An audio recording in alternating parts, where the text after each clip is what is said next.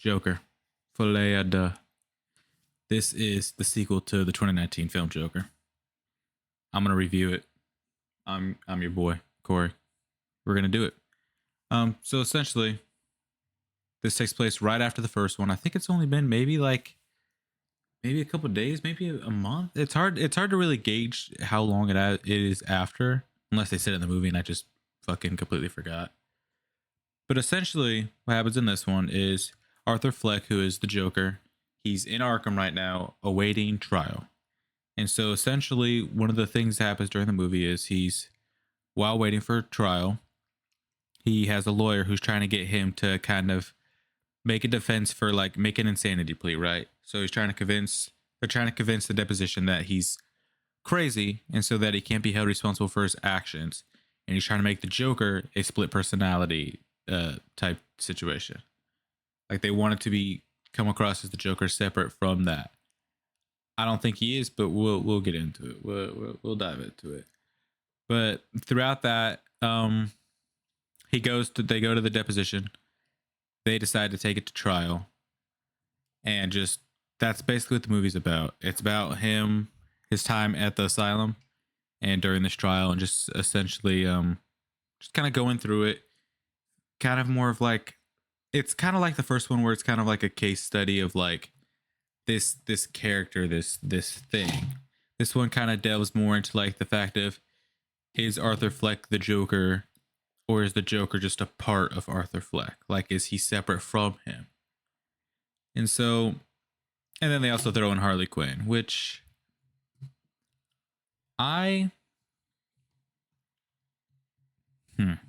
look, they during the freaking what is it called, promotional material for this, and telling people what the story was going to be, they said that she wasn't going to be the typical comic book Harley Quinn, which is, in the comic book, she's a psychiatrist who is Joker's psychiatrist. And through just their countless meetings and her trying to help him, he basically, he destroys her mind. She goes crazy. She joins up with him. Classic comic book shit happens.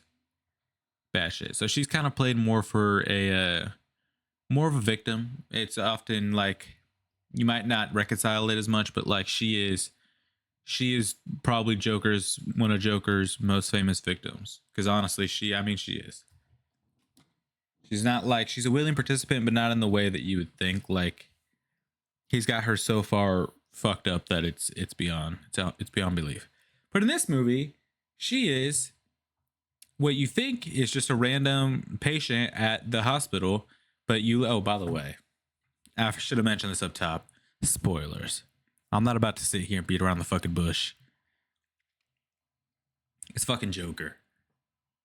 Second Joker, rated R film. 2 hours, 19 minutes. It's fucking... People don't like it. I'm gonna read some comments and just kind of respond, read some reviews and just kind of respond to some of those, because I'll say this up top. I do like this. I don't think it's bad. I'm a little confused, and I know what you're saying. Oh, it's a comic book movie. Corey's out here dick riding for the fucking comic book movies because he's got some type of problem. I want you to know right now, I don't think that has anything to do with it. I don't think Joker, Harley Quinn, or the characters of tying them to an infamous character or something like this. That's not what makes this movie for me. This could have been a Long Legs or some shit.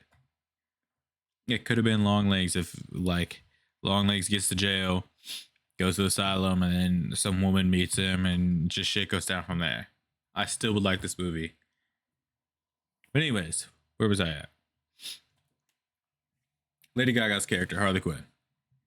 They make us think at the beginning of the movie that she's just a regular patient. But what we find out later on is that she is a psychiatrist who checked herself into the mental hospital so that she could meet Joker, because she became, I guess, obsessed with Joker at some point, and she just wants to be with Joker. Now, it's a little bit deeper than that, and I'll dive into it because I think she's the MVP of this movie in a way that it's almost kind of odd. like in a way that you wouldn't quite expect for her to kind of come out, not necessarily on top, but in a better place than I think anyone else actually. In any other character, I think she's the one that wins in this movie, which is just it's quite odd. Anyway, so yeah, Joker has a trial, goes through the trial, bunch of bullshit happens. Um, he fucking he. Nah, fuck it. We're just gonna. I'm not gonna bother explaining the trial and going through that shit. We're gonna go into Harley Quinn for a second because this is crazy. So first of all, she does have the comic book origin of she's a psychiatrist. I don't know why they decided not to tell people that. I think that would have helped make this movie a little bit more known. I think this one is gonna fly under the radar a little bit. But she's a psychiatrist. But her motivation is fuck man. I really like this. She is someone who just saw what the Joker did in the first one, which is where he shot that dude on TV. And from there just kind of unlocks something in her. She became obsessed with him. And so in this movie, she goes to the asylum, checks herself in as a patient, just so that she can meet Joker and get him, knowing that he has an obsessive personality, get him obsessed with her, which I think is her ultimate goal. Is she wants him to be obsessed with her, and she wants to build something from his followers, his standing. Like a lot of this movie, they like to hone in on it, is that Joker's in some big other person or something. He's just Arthur Fleck. He's just a man. But like you'll see it whenever he's getting taken to court, the way the cops treat him with the amount of security and everything, and the way he has supporters outside and things like that, it makes him more than just a man. It makes him like a celebrity. It kind of gives him some sort of like elevation to where they'll be like, oh, he's just a man. He's just whatever. Like the kind of thing of like why Batman doesn't take him down. Oh, he's just a guy.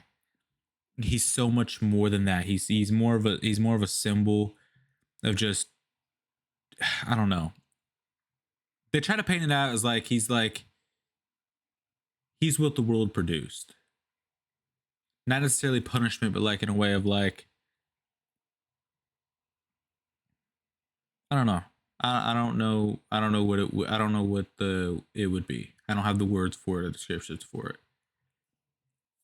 But anyways, she meets him, lies to him, tells her that she was raised in the same neighborhood as him, and does all this other shit to manipulate him, just so that she can make him fall in love with her. And towards the end of the movie, he finds out that she was lying about a lot of shit. While he's also dealing with his own problems in his own trial, they're trying to give him the death sentence. So he's dealing with a bunch of other shit. But anyways, they find out that he finds out that she lied to him. He kind of calls her out on it. She's like, "Yeah, I lied. I just wanted you to love me or like me more." After they've been fucking and doing all this other shit, and you find out that her parents are rich. She lives with her parents on like the upper, what do they fuck call it? Upper West Side or some shit of Gotham. And she keeps saying this thing of she wants him to get out so that they could build a mountain from a hill. And now that sounds crazy, and everybody else sees it as crazy. But what I think she wanted to do, it's never really fully explained in this movie, is I think she wanted to like build an empire, which is like obviously she wants something from him. Like yeah, that makes sense. But I don't know if it's necessarily a crime empire or if she just wanted to be seen more, to be known more as Joker. I mean, at one point she lies and tells him that she's pregnant. And just all sorts of weird shit like that. And towards the end of the movie, he decides to go during his trial. He decides to tell everyone that he is the Joker, and that the Joker is just Arthur Fleck. That the Joker isn't some different person or something else. It's just Arthur Fleck. It's just a man. And that like pisses her off and she ditches him. And it's just, I don't know. The ending is a little lost on me. I ain't gonna lie. I think the characterization of everybody in this movie is very, very well done. Like Todd Phillips, who came back for this one, I believe. Maybe I'm crazy. I might be crazy. Hold on, don't quote me on that. I'm looking through a bunch of shit. Yeah, no, it is Todd Phillips. he's so good at not only visuals, which this movie is stunning to watch, but just also like you get a sense for the characters. And like there are things that happen to Joker in this movie where you're like, man, I feel bad for this dude, but at the same time, he murdered 6 people, one on live TV, and just traumatized people. Like there's this really great scene where where the guy who watched him in the first movie stab one of his friends has to take the stand, and it's just this awesome scene of the Joker trying to like get him to crack and not feeling remorseful or anything, and this dude's just on the stand crying and like just spitting absolute bars of truth, and it just kind of like paints Arthur Fleck as like Arthur Fleck was he was kind before he had his break, which was the Joker, which then led him to do the murders and things like that, which he also in this movie doesn't kill anybody. Little spoil, little fact for you. He doesn't kill anybody in this movie. Not in real life. He has many. Okay, I'm gonna talk about this. So a good portion of the movie is they're trying to paint, like I already said, Joker has a split personality, right? And so there are moments where something bad is happening to Arthur Fleck, and you can kind of see the Joker take over. Like when he starts like smoking really like a lot, that's kind of a sign that the Joker's about to come out. Or like he'll start what was the other thing he was doing? Smoking was a big one.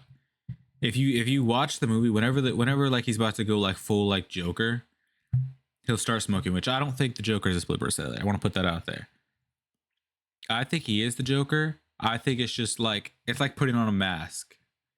Like when no one knows who you are, you feel a little bit more free to just kind of do whatever. So I think he is the Joker. But yeah, whenever he's smoking, he starts to become more like Joker. Like there's bad things that happen to him, and you'll kind of see him retreat into himself, and then the laughs will start, the joke, and he'll just become that thing. Like he'll get like a more of a presence of him, more of like a like it's hard not to fear him because like he's a man. He's kind of like a scrawny dude. Like you could easily take it, but just when he gets to that point of like the Joker, it's like fighting like a crazy dude in a rainstorm. We're wet, we're slipping around, and this dude's swinging his arms like fucking spaghetti noodles. He's a crazy person. You're not winning that. It's things of that nature. And I have yet to mention it as we're a bit into this. I don't actually know how long we're into this. We're into this quite a bit. Oh, we're about 12 minutes in. This is a musical. Which I don't think a lot of the songs in this are original, which I think is I mean, I don't know a lot about musicals, but most musicals I've seen are all original songs. This one is a lot of covers and things like that, which I think is fine. I don't think the musical part distracts from it. I do think 2 hours 19 minutes. It is a little long for it to be a musical, because there are parts where he just almost randomly starts singing, which kind of fucks up the flow of the movie a little bit. Not like, oh man, this guy's singing, like I hate this shit. More in like a question of why are we singing right now? Like what's going on? Like a lot of his reality breaks are tied to music, but they're not helping anything or moving anything forward. Like some of them are introspective, but some of them are just he's just singing just to sing. So I don't know. I don't think it being a musical is gonna actually. I take that back. I think being a musical does hurt this movie. Not that it makes it worse. I don't think people like musicals as much as people think that people like musicals. You know what I'm saying? Like everyone talks about fucking what is that Broadway show that Lin-Manuel Miranda did? Fucking Hamilton, shit like that. And like sure it got really popular, but like that's like a big one. You know what I'm saying? Like not musicals aren't that big of like a genre. I don't think that people were like, yes, like I'm obsessed with musical. Let me go to the theater to see this musical, especially a rated R musical about the Joker. I think this does hurt. I think it does hurt the movie. I think it's fine in a musical. I like it. Like I said, I do. I quite enjoyed this movie. I genuinely liked it. But I just think, yeah, the part of it being a musical hurts the movie. I also want to mention that Harley Quinn, I think she also has some type of. I mean, it's easy to get the Joker obsessed because he's got an obsessive personality, disorder or some shit. And he has fantasies about certain women. And he becomes obsessed with them and things like that. But there's also like this weird thing of like whenever he tries to have like a serious conversation or bring it more beyond the surface level of just intimacy or like anything, because he really loves her in his own way, because he's so sick that he can't differentiate between like loving someone that you know really well and then just loving someone on the street. You know what I'm saying? Like he's sick to that point where it's hard to differentiate it. But every time like they try to get like a serious conversation, she just starts singing, and then it kind of brings in a song, and it's almost like a way of like hypnotism. Like there are parts where she starts singing and like the Joker kind of comes out more. You see more of that, things of that nature. It's just, I don't know. It's a very interesting movie, and I quite like it. I think I'll watch it again. Maybe upon a rewatch, it gets worse for me, but I have really enjoyed it. There's also a little Easter egg here. Harvey Dent is in this movie. Which, if you don't know who Harvey Dent is from comic books or just anything in general, he is Two-Face. He becomes Two-Face, which he gets. I think he gets an origin in this movie, because at one point when they're at the courthouse, a bomb explodes and his face gets hit with shrapnel on the left side of his face, which I believe. Let me look it up. I'm pretty sure that's the side that Two-Face's scars are on. So it's just, I don't know, just a weird little thing that he gets. Yes, it is his left side. Just a weird little thing that he's just in this movie. Could have been a random DA prosecuting him, but it's Harvey Dent, and then he gets his little origin. just kind of, he just randomly got an origin. So that's, yeah. So we got that. Good for him. I'm gonna read some reviews. These are all mostly bad reviews. I'm gonna read a couple good ones. Just kind of respond to them and just kind of give you a sense of what other people wanted. This is off Rotten Tomatoes. By the way, the movie came out yesterday. Oh, it came out today. I saw it midnight premiere last night. So I'm just going to kind of read some of the reviews. Let's see if we can find a good one here. I got 4 stars from O'Brien B. I don't understand the hate for this movie. I thought the story was good. And sure, there was singing, but it's not through the whole movie like most people think it is. I disagree with him. There's singing. I think that some of the songs should have been taken out of the movie. I'm not gonna lie to you. Like I do really like this movie. I like the musical aspect of it. I think that's cool. There are parts where I was like, why are we singing it? Like there are some numbers that could definitely be skipped. Also, the beginning of it opens up with like this weird cartoon of like the Joker going through and killing people. Just weird. Just weird. Let's read a bad one here. Darnisha F says, why? I was so excited to see the Joker himself, but saw a theatrical musical play with jazz hands. I was so disappointed at how they diminished the Joker in this movie. Waited the whole movie to see him do anything like Joker, but they turned him into a wreck. I feel bad for the actors because they were good with singing and dancing, but this was not the Joker we went to see. Please reconsider your day job, whoever thought this was screenworthy.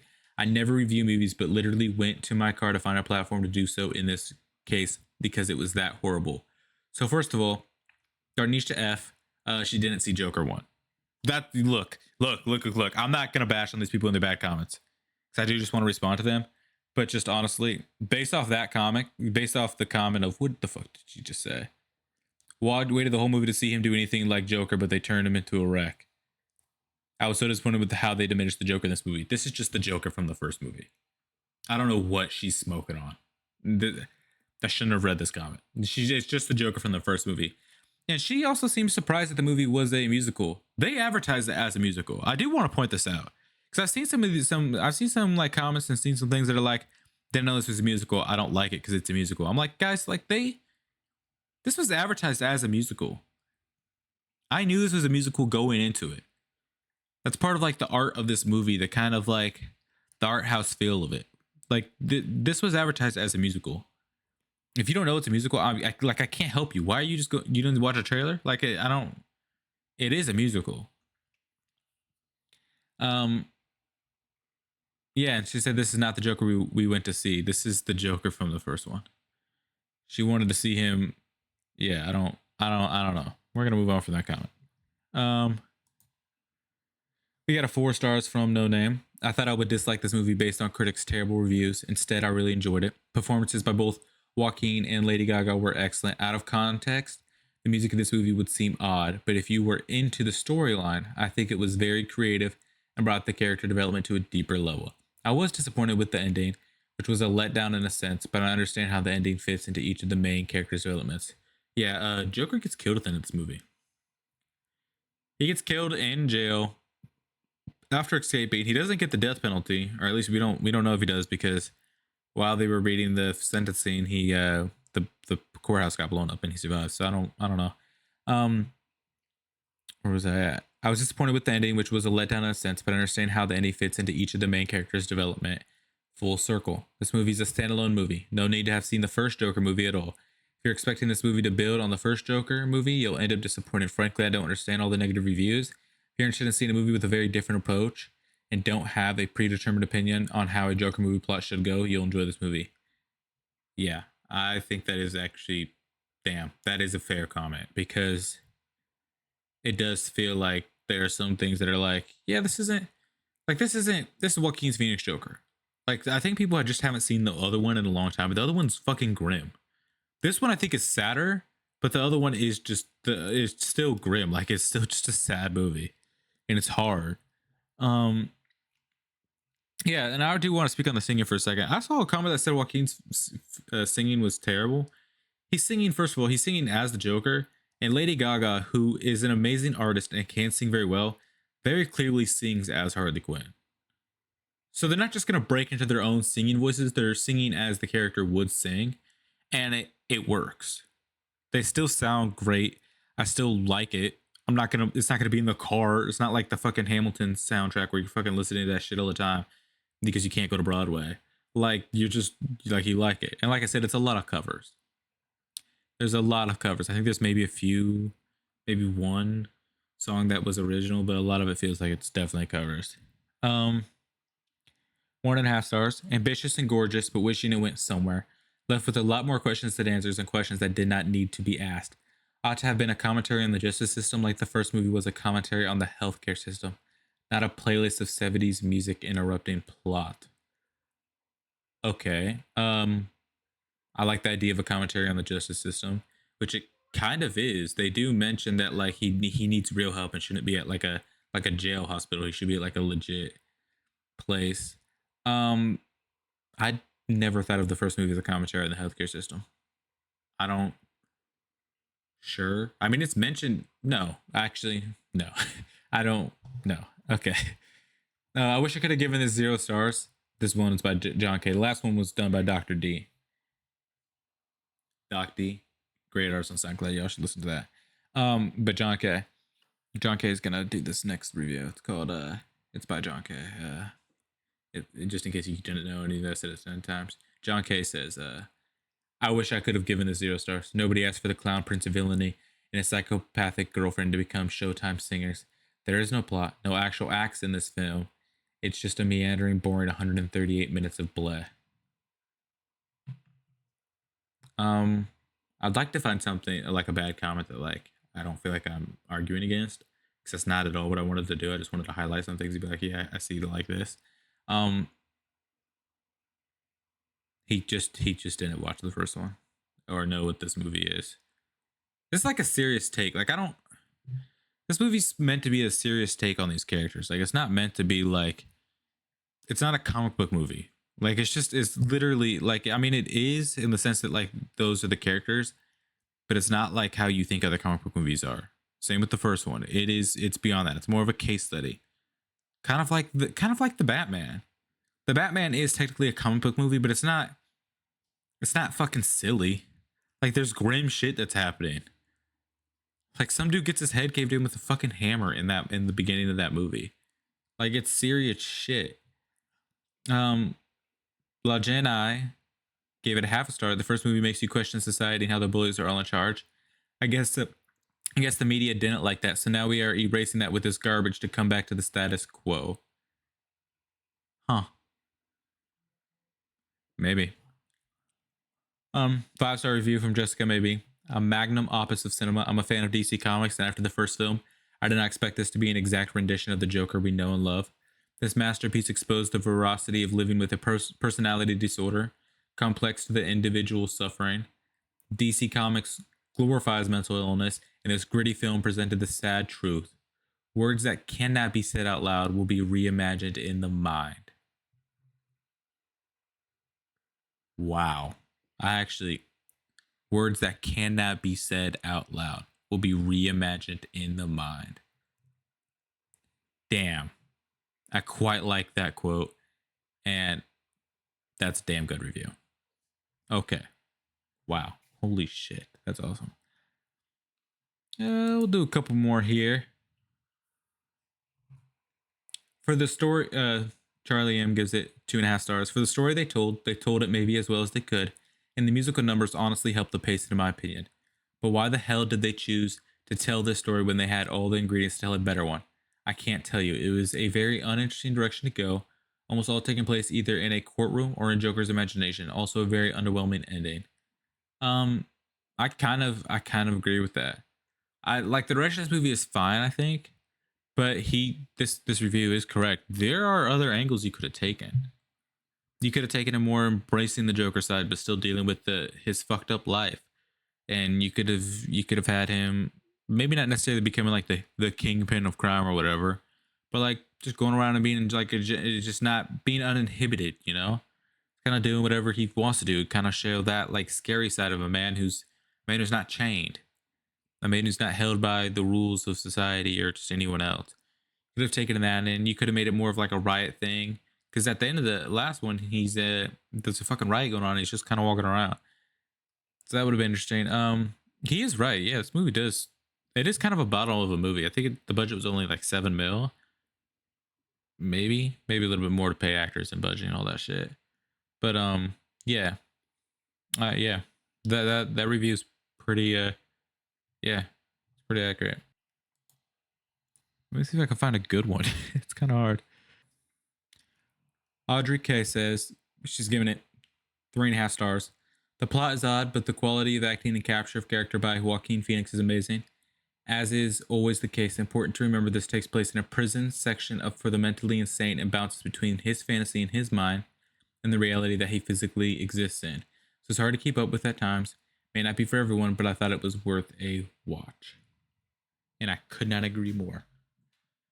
So yeah, that's a new segment. I just wanted to go through some comments on this one, guys, because like I said, I've been seeing that it's getting really bad reviews and things of that nature. And I just wanted to kind of reach out, get some bad ones, get some good ones, and kind of respond to those because I don't think it's bad. I think it's good. I'm gonna move into rating right now. Sorry, I just fucking like hiccuped and burped. That fucked me up. So, Joker, Folie, Deux. Great movie. I quite liked it. It sits at a solid, and I mean a solid, 7.5. Fuck it. 7.8 Jokers out of 10 Harley Quinns. And I can't mention this enough. I quite like the idea of Harley Quinn being the one manipulating the Joker, because that's what happens in this movie. She's kind of manipulating him, trying to get him to do things for her. He ultimately doesn't go that way, but she does spend a good portion of the movie doing it, and it's kind of awesome.